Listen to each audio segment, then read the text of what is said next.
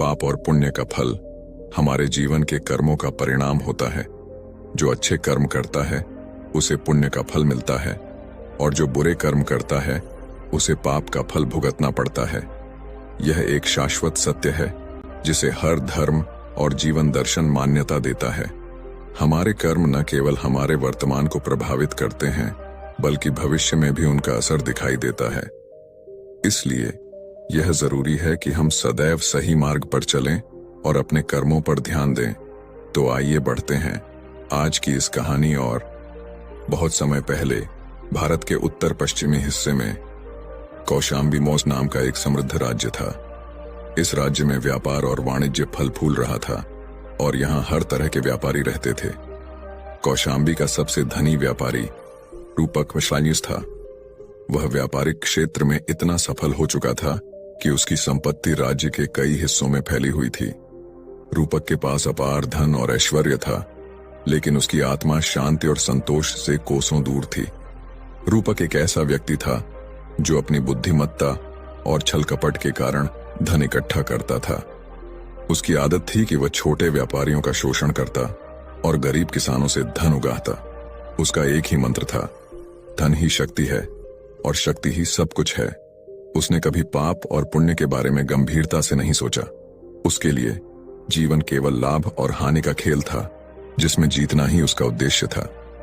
रूपक की पत्नी सुवर्णा उसके विपरीत थी। वह धर्मनिष्ठ, सहृदय और करुणामयी थी। वह रोज मंदिर जाती, भगवान की पूजा करती और दूसरों की मदद के लिए हमेशा तैयार रहती थी। वह अक्सर रूपक से कहती, धन केवल भौतिक सुख देता है, लेकिन पुण्य हमें आत्मिक सुख और शांति प्रदान करता है। हमें जीवन में धर्म और सत्य के मार्ग पर चलना चाहिए। लेकिन रूपक इन बातों को बेवकूफी समझता और हंसकर टाल देता। वह कहता, सुवर्णा, ये तुम्हारे धर्म की बातें मेरे लिए बेमतलब हैं। मैं अपने कर्मों का परिणाम स्वयं देखता हूं। मैं समृद्ध हूं, शक्तिशाली हूं और लोग मुझसे डरते हैं। यही मेरे लिए पर्याप्त है। समय बीतता गया और रूपक का व्यापार बढ़ता चला गया। उसका धन और संपत्ति अब इतनी अधिक हो चुकी थी कि वह राज्य के राज परिवार के साथ भी संपर्क में रहने लगा था। राजा का दरबार भी उसे आदर की दृष्टि से देखता था, क्योंकि उसकी आर्थिक शक्ति का प्रभाव राज्य की राजनीति पर भी पड़ता था। रूपक का नाम अब केवल एक व्यापारी तक सीमित नहीं था, बल्कि वह एक राजनीतिक शक्ति के रूप में भी उभर चुका था। रूपक के लिए यह स्थिति आदर्श थी, लेकिन उसका लोभ यहीं समाप्त नहीं हुआ। उसने देखा कि राज्य के कुछ हिस्सों में गरीब किसान अब भी अपनी छोटी छोटी जमीनों पर मेहनत कर रहे थे। उन जमीनों पर रूपक की नजरें थीं, क्योंकि वह जानता था कि उन खेतों में उपजाऊ मिट्टी है जिससे वह और अधिक धन कमा सकता है। उसने योजना बनाई कि वह इन किसानों की जमीनें हड़प लेगा और उन्हें अपने व्यापारिक साम्राज्य में शामिल करेगा। रूपक ने अपनी योजना के अनुसार काम करना शुरू किया।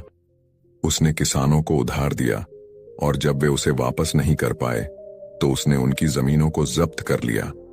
वह उनके साथ न केवल अन्याय कर रहा था, बल्कि उनके परिवारों को दर दर की ठोकरें खाने के लिए भी छोड़ रहा था। धीरे धीरे रूपक ने गांव के अधिकांश गरीब किसानों की जमीनों पर कब्जा कर लिया और उन्हें अपने व्यापारिक साम्राज्य में मिला लिया। सुवर्णा रूपक के इन कृत्यों से अत्यंत दुखी थी। उसने कई बार रूपक से विनती की कि वह इन पापों का परिणाम समझे और गरीबों के साथ अन्याय करना बंद करे, लेकिन रूपक ने उसकी एक न सुनी।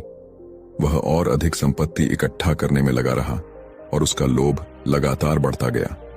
एक दिन गांव में एक साधु आया जो अपनी साधना और ज्ञान के लिए प्रसिद्ध था। वह गांव के लोगों को धर्म और सत्य का उपदेश देने के लिए यात्रा करता था। जब वह सुवर्णा से मिला तो उसने उसे आशीर्वाद दिया और कहा, तुम्हारे पुण्य कर्म तुम्हें जीवन में शांति और मोक्ष की ओर ले जाएंगे, लेकिन ध्यान रहे, पाप का फल अवश्य मिलता है।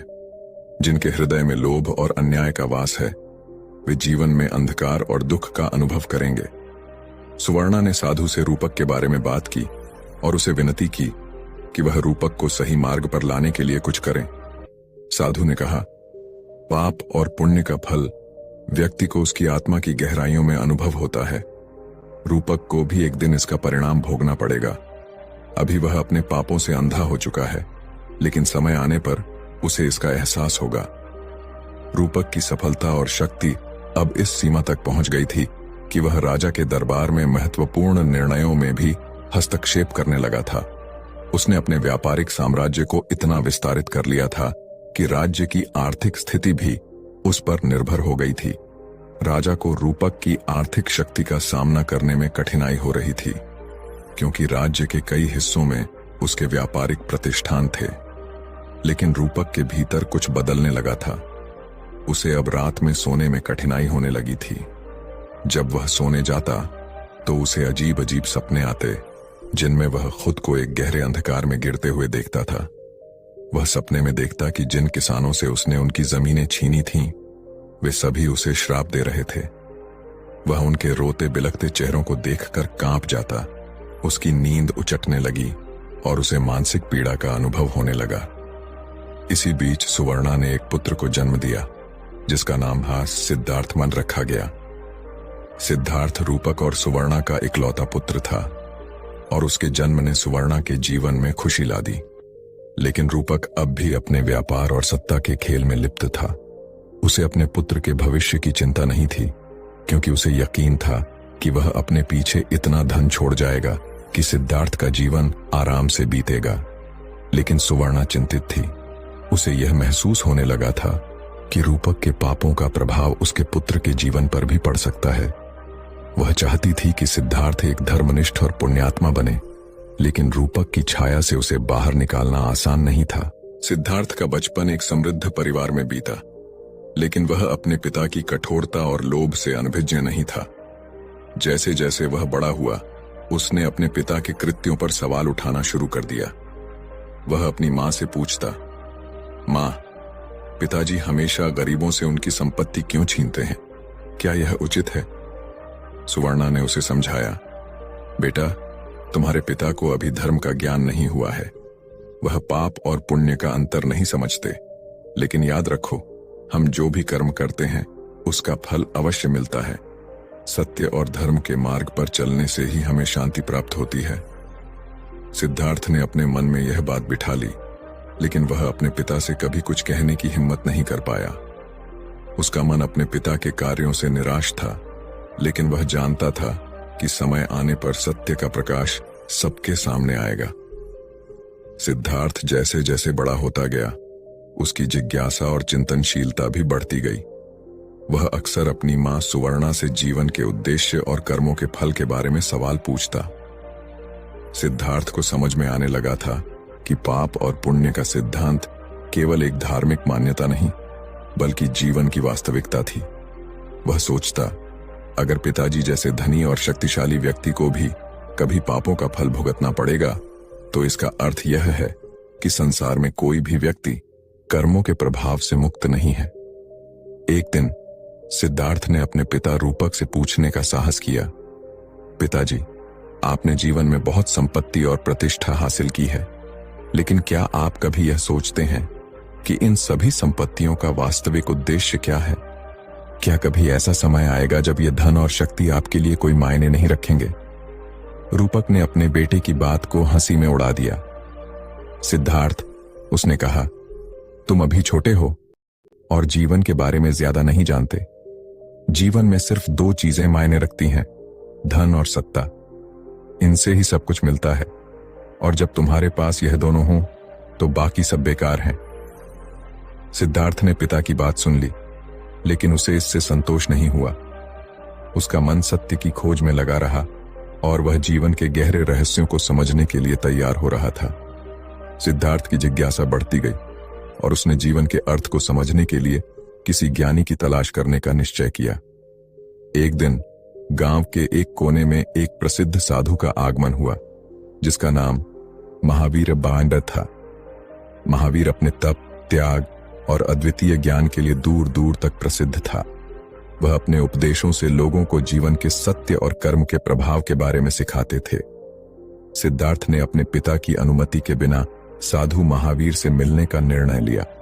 वह साधु के पास गया और उनसे विनम्रता से पूछा, हे महात्मा, मैं जीवन के वास्तविक उद्देश्य और पाप पुण्य के फल के बारे में जानना चाहता हूं। मेरे पिता कहते हैं कि धन और शक्ति ही जीवन का अंतिम लक्ष्य है, लेकिन मेरे मन में इस बारे में शंका है। कृपया मुझे सत्य का मार्ग दिखाएं। महावीर ने सिद्धार्थ को ध्यान से देखा और मुस्कुराए। सिद्धार्थ, उन्होंने कहा, तुम्हारे प्रश्न तुम्हारे भीतर के सत्य की खोज को दर्शाते हैं। पाप और पुण्य का फल अवश्य मिलता है, और यह केवल इस जीवन में ही नहीं बल्कि कई जन्मों तक चलता है।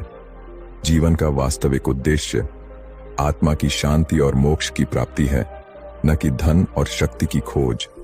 अगर तुम सच्चे ज्ञान को पाना चाहते हो तो तुम्हें अपने मन को पवित्र करना होगा और सही मार्ग पर चलना होगा। सिद्धार्थ ने साधु की बातों को गहराई से सुना और महसूस किया कि वह सत्य की ओर बढ़ रहा है। लेकिन उसके मन में यह भी सवाल था कि वह अपने पिता रूपक को इस सत्य की राह पर कैसे ला सकता है।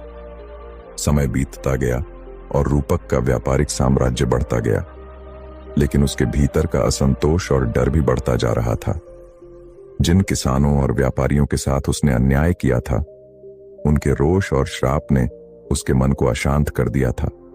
उसे अब हर रात डरावने सपने आते थे, जिसमें वह देखता था कि उसके पाप उसे निगल रहे हैं। एक रात रूपक ने सपने में देखा कि वह एक गहरे अंधकार में गिर रहा है और चारों ओर से उसे किसानों और व्यापारियों की आवाजें सुनाई दे रही हैं, जो उससे अपने हक का बदला मांग रहे थे। वह पसीने में डूबा जागा और उसकी सांसें तेज हो गईं। उस रात उसे पहली बार अपने कर्मों का परिणाम समझ में आया। उसे महसूस हुआ कि जो कुछ वह कर रहा था वह न केवल दूसरों के लिए हानिकारक था, बल्कि उसके अपने जीवन के लिए भी विनाशकारी था। रूपक की हालत धीरे धीरे खराब होने लगी।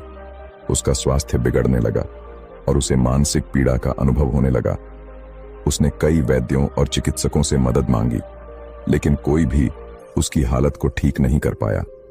वह समझ गया कि यह उसके पापों का फल था, लेकिन अब वह उन पापों से पीछा छुड़ाने का कोई तरीका नहीं खोज पा रहा था। एक दिन जब रूपक की हालत और बिगड़ चुकी थी, साधु महावीर गांव में फिर से आए। इस बार रूपक ने उनसे मिलने का निर्णय लिया, क्योंकि वह जानता था कि अब उसके पास समय कम था।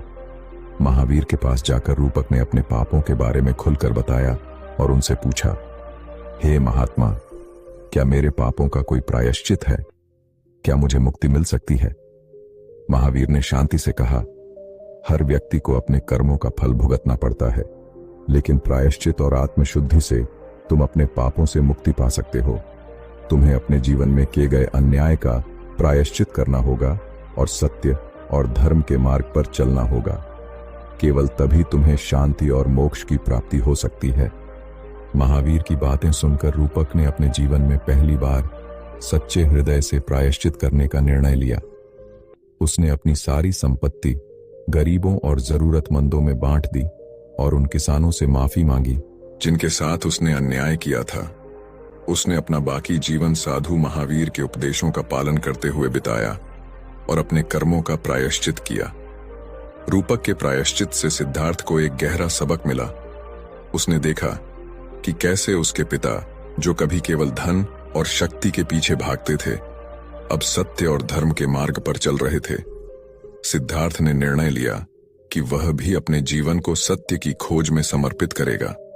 वह साधु महावीर का शिष्य बन गया और अपने जीवन में धर्म, सत्य और करुणा के सिद्धांतों का पालन करने लगा।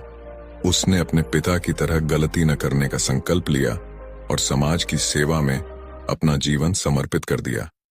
यह कहानी हमें यह सिखाती है कि पाप और पुण्य का फल अवश्य मिलता है। चाहे व्यक्ति कितना भी शक्तिशाली या धनी क्यों ना हो, उसके कर्मों का परिणाम उसे अवश्य